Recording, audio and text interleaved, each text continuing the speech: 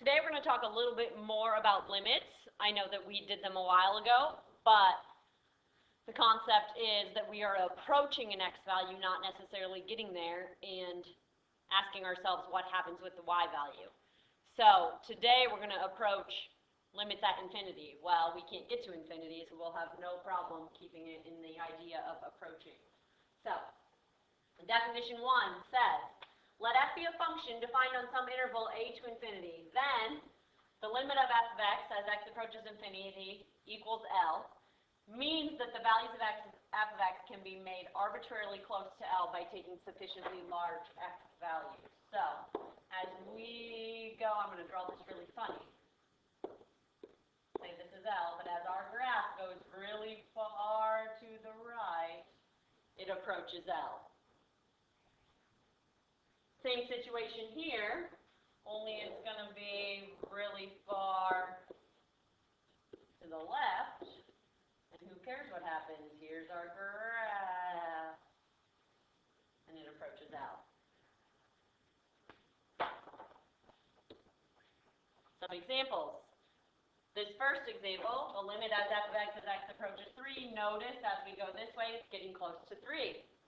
Same one here, it's approaching -1 as we move to the right. This one talks about negative infinity. It's not real clear on the screen, but it is a negative infinity on your note sheet. And it approaches 2. You're allowed to cross these horizontal asymptotes is actually what you're finding. What a horizontal asymptote is just a y value that we are told it approaches far out to the right or far out to the left or both.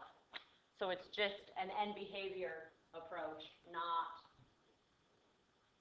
that it can't be crossed. So it's called a horizontal asymptote.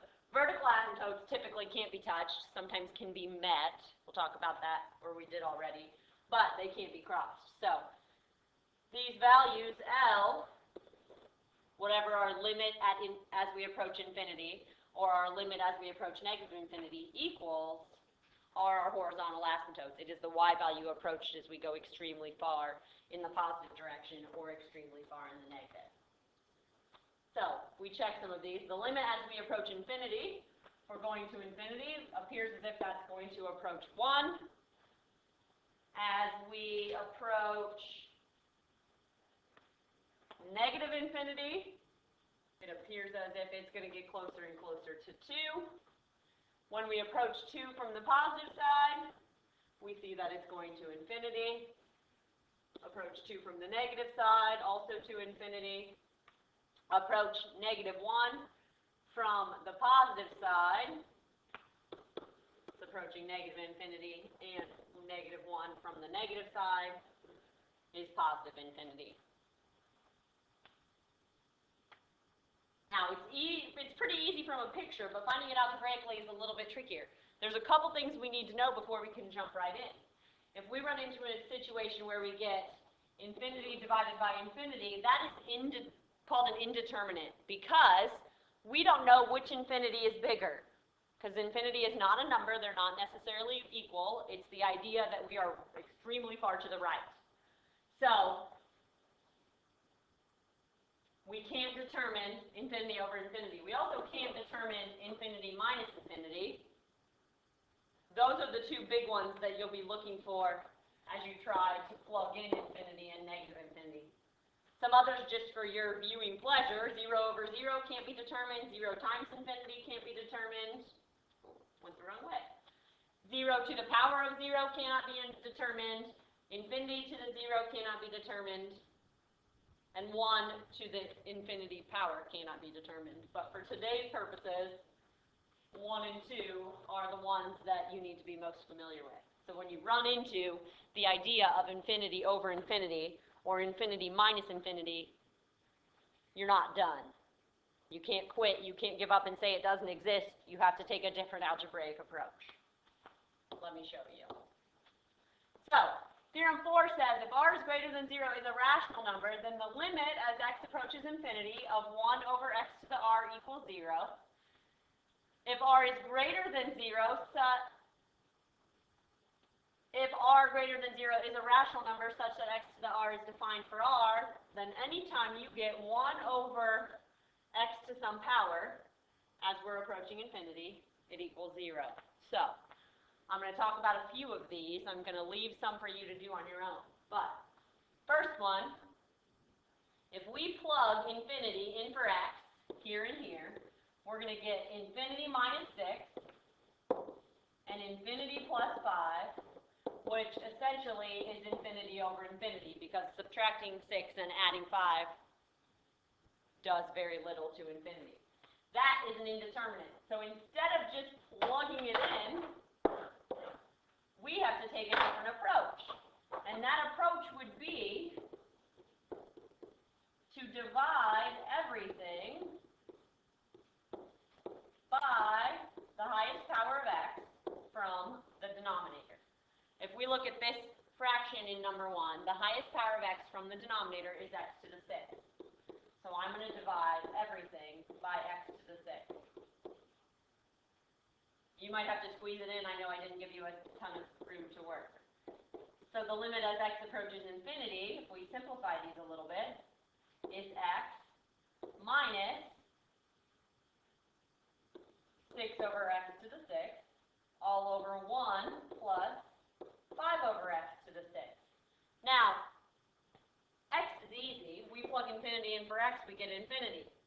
6 divided by x to the 6th, if we would plug in a super large number for x, 6 divided by a super large number to the 6th power is going to be very close to 0. And that's true regardless of the constant at the top, as long as the x is to a positive power in the denominator. So at the bottom we get a 1, plus 5 over a super huge number also is 0, so we get infinity over 1, or just infinity. Now, number 2, let's plug in negative infinity. If we plug in negative infinity to the 9th, we're going to get negative infinity. If we plug in negative infinity into 5x to the 8th, we're going to get negative infinity. And infinity minus infinity, or any forms of those, are not good. They're indeterminate. So a better way to approach this would be to factor it. What if I took an x to the 8th out, and I was left with x minus 5? Now let's plug it in. X to the 8th would be infinity. We're plugging in negative infinity, keep in mind. Negative infinity to the 8th would be a positive infinity. Negative infinity minus 5 would be a negative infinity. Multiplying infinity and negative infinity is okay. It's not one of our indeterminates. And we get negative infinity. I'm going to leave number 3 for you to try out. It's very similar to number 1. Number 4 is interesting. We're taking the limit as x approaches infinity. If we plug in infinity, we're going to get infinity over infinity again, which won't work. So instead, we need to divide everything by the highest power of x from the denominator. Now, there's a little catch here. Because our numerator is in a radical, we need to be careful. The highest power of x from the denominator is an x. So that's easy. We can divide both of these by x. But x is equal to what in the radical? Well, in the radical, x would be equal to x squared. So, in our radical, we need to divide by x squared. Which gives us, if we simplify a little bit, 1 plus 2 over x in the radical at the top, and 2 plus 5 over x. When we use our logic that we're plugging in infinity, we end up with 1 plus 0 over 2 plus 0, which is equal to 1/2.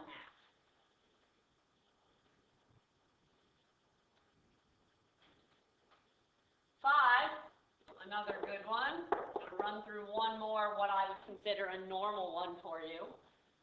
We need to divide everything in the numerator and the denominator by the highest power of x from the denominator. So the highest power of x from the denominator is an x squared. So I'm going to plug those in. And we get, when we simplify, 3 minus 1 over x minus 2 over x squared.